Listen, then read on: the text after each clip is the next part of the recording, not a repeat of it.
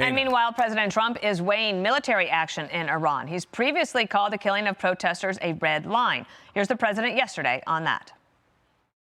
On Iran, have they crossed your red line yet to trigger a response? Well, no, they're starting to, it looks like, and there seem to be some people killed that aren't supposed to be killed. These are violent, if you call them leaders, I don't know if they're leaders or just they rule through violence.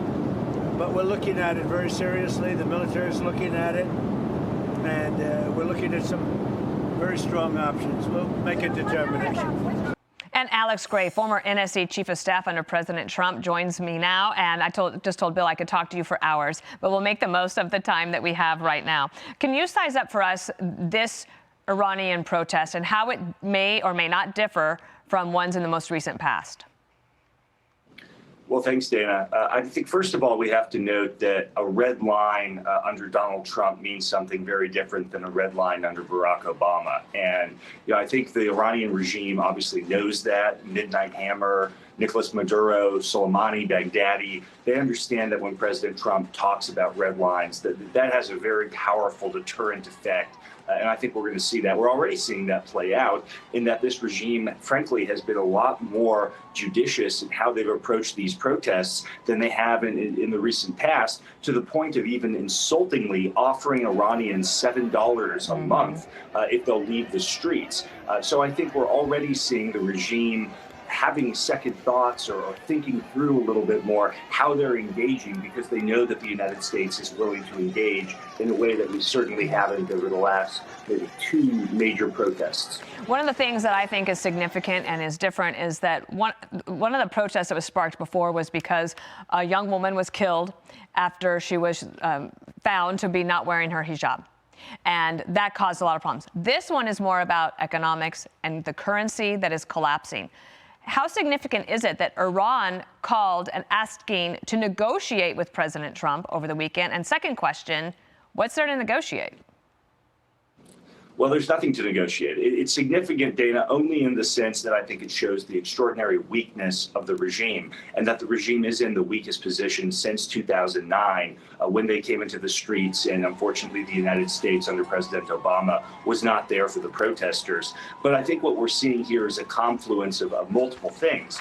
There's the illegitimacy of the regime itself, which is shown through its repression and its brutality over 45 years, that it's lost its right to govern. It's losing its mandate. And that's exacerbated by the fact that it has failed miserably to raise the standards of living of Iranians, and in fact has taken Iranians backwards from where they were in 1979 when the Islamic Revolution occurred. So what you're seeing, I think, is a total loss of their mandate to have any legitimacy to be the ruling government of the people of Iran.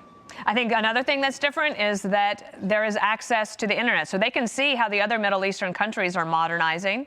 They are good people, smart people. They would love the chance to participate and have an opportunity to do that. So that is different. At the same time, let's go to another part of the world, and that is Cuba. Much dependent on Venezuelan oil, or at least the proceeds from it.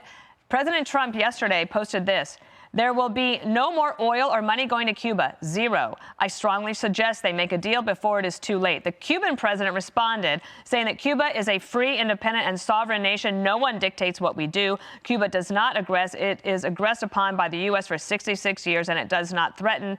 It prepares ready to defend the homeland to the last drop of blood. I wanted to get your take on this, because the other thing that's happening in Cuba that's different from years past is that they also are in a very terrible financial position. Could there be a change there this year? Well, Dana, they are in the worst financial position they've been in since the Soviet Union collapsed and then stopped being able to supply them with resources and with cash to keep the regime afloat. This is a unique confluence of events where President Trump's decisive action in Venezuela and his decision to say, we will not allow outside powers like China, Russia, and Iran to meddle in the hemisphere, all three of whom have been propping up the Cuban regime for decades. You take all of that together, and I think the Cuban regime could very well be on its last legs. Alex Gray, please don't be a stranger. Loved having you on the show. Thank you. Thanks, Dana.